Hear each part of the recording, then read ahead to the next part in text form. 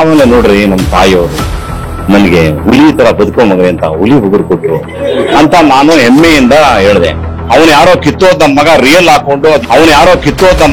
ಹಾಕೊಂಡು ಅದೇನೋ ಆಗಿ ಅದೋ ಟಿವಿಲ್ ತಗಲಾಕೊಂಡ್ಬಿಟ್ಟವನೆ.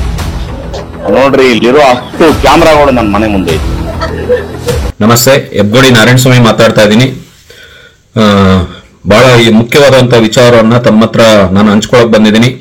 ಏನು ನಮ್ಮ ಬಿಗ್ ಬಾಸ್ ಖ್ಯಾತಿಯ ಹಳ್ಳಿಕಾರ್ ಒಡೆಯ ವರ್ತೂರ್ ಸಂತೋಷ್ ಬಗ್ಗೆ ಒಬ್ಬ ರಾಜ್ಯಸಭಾ ಸದಸ್ಯ, ಒಬ್ಬ ಚಲನಚಿತ್ರ ನಟ ಅಯೋಗ್ಯ, ಅವನನ್ನ ಅಯೋಗ್ಯ ಅಂತ ಕರಿಬೇಕು. ಈ ಅಯೋಗ್ಯ ನಮ್ಮ ವರ್ತೂರ್ ಸಂತೋಷನನ್ನ ನಾಲಾಯಕ್ ನನ್ನ ಮಗ ಅಂತ ಹೇಳ್ತಾನೆ. ಅವನಲ್ಲ, ಅವರು ಬಹಳ ಉತ್ತಮವಾದಂತ ಅಂಶ. ಒಬ್ಬ ಸಣ್ಣ ಹುಡುಗನನ್ನ ಕೂಡ ಅಣ್ಣ ಅಂತ ಕರೆಯುವಂತ ಒಂದು ಸಹಜ ಹೃದಯ, ಸ್ನೇಹ ಜೀವಿ ಅಂತ ಹೃದಯ ವರ್ತೂರ್ ಸಂತೋಷನನ್ನ ಈ ರೀತಿ ಕೆಟ್ಟ ಪದಗಳನ್ನು ಬಳಸ್ತಾನೆ. ಒಬ್ಬ ನಮ್ಮ ಹಿಂದುಳಿದ ಹುಡುಗ, ಇಂಥ ಹುಡುಗನ ಬಗ್ಗೆ ಕೀಳಾಗಿ ಮಾತಾಡೋ ಅಯೋಗ್ಯ ನನ್ನ ಮಗ. ನೀನು ವರ್ತೂರ್ ಬಗ್ಗೆ ಮಾತಾಡ್ತಾ ಇರೋದು ಜಿಗ್ಗೇಶ್. ನೀನು ನಿನ್ನ ಮಕ್ಕಳಿಗೆ ಯಾವ ರೀತಿ ನೀನು ಮರ್ಯಾದೆ ಕೊಡ್ತೀಯ ಅಂತ ಈ ಮುಖಾಂತರ ಗೊತ್ತಾಗ್ತಾ ಇದೆ. ನಾಡಿನ ಸಾಮಾನ್ಯ ಜನರಿಗೆ ಯಾವ ರೀತಿ ಮರ್ಯಾದೆ ಕೊಡ್ತೀಯ ಅಂತ ಗೊತ್ತಾಗ್ತಾ ಇದೆ.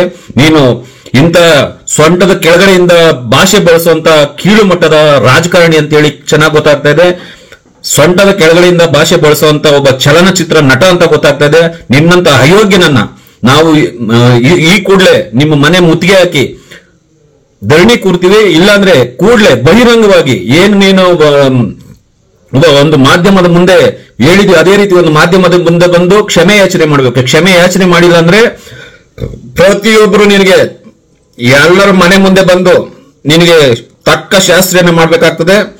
ನಾವು ವರ್ತೂರ್ ಸಂತೋಷ್ ಅಭಿಮಾನಿಗಳು ಇಡೀ ಅವನು ಹುಟ್ಟಿರುವಂತ ಒಬ್ಬ ಕ್ಷತ್ರಿಯ ವಂಶದಲ್ಲಿ ಹುಟ್ಟಿದಾನೆ ಅಂತ ಹುಡುಗನನ್ನ ನೀನು ಇಂಥ ಒಂದು ಕೀಳು ಮಟ್ಟದ ಒಂದು ಭಾಷೆಯಲ್ಲಿ ಬಳಸ್ತಾ ಇದೀಯ.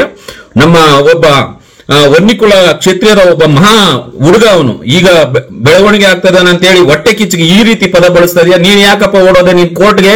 ಅಯೋಗ್ಯ ಜಗ್ಗೇಶ, ನಿನ್ನಂತ ಅಯೋಗ್ಯ ನನ್ನ ಮಕ್ಕಳೆಲ್ಲಾನು ಒಬ್ಬ ಚಲನಚಿತ್ರನಾಗಿ ನಟನಾಗಿ ನೀನು ಯಾರು ಕುಟುಂಬದಲ್ಲಿ ಮದುವೆ ಆಗಿದ್ಯಾ ಗೊತ್ತಾ? ನೀನು ಹೋಗ್ಲಿ ನೀನು ಮದುವೆ ಆಗಿದೆಯಲ್ಲ ಪರಿಮಳ, ಆ ಎಮ್ಮನ್ ಕೇಳು ಯಾವ ಜಾತಿಯಲ್ಲಿ ಆ ಎಮ್ಮ ಹುಟ್ಟಿದಾಳ ಅಂತೇಳಿ.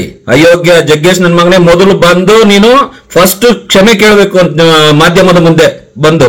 ಇಲ್ಲ ಅಂತ ಹೇಳಿದ್ರೆ ಖಂಡಿತವಾಗ್ಲೂ ತಕ್ಕ ಶಾಸ್ತ್ರಿ ಕೊಡ್ತೀವಿ. ನೀನು ಬಂದು ಈ ಕೂಡಲೇ ಬಂದು ತಕ್ಕ ಶಾಸ್ತ್ರಿ ನೀನು ಮಾಡೇ ಮಾಡ್ತೀವಿ. ಕ್ಷಮೆ ಕೇಳಲೇಬೇಕು ನೀನು, ಹುಷಾರ್. ಆಮೇಲೆ ನೋಡ್ರಿ ನಮ್ಮ ತಾಯಿಯವರು ನನಗೆ ಹುಲಿ ತರ ಬದುಕೋ ಮಗನೇ ಅಂತ ಹುಲಿ ಹುಗುರು ಕೊಟ್ರು ಅಂತ ನಾನು ಹೆಮ್ಮೆಯಿಂದ ಹೇಳಿದೆ. ಅವನು ಯಾರೋ ಕಿತ್ತೋದ್ ನಮ್ಮ ಮಗ ರಿಯಲ್ ಹಾಕೊಂಡು ಅದೇನೋ ಆಗಿ ಅದೋ ಟಿವಿಲ್ ತಗಲಾಕೊಂಡ್ಬಿಟ್ಟವನೆ.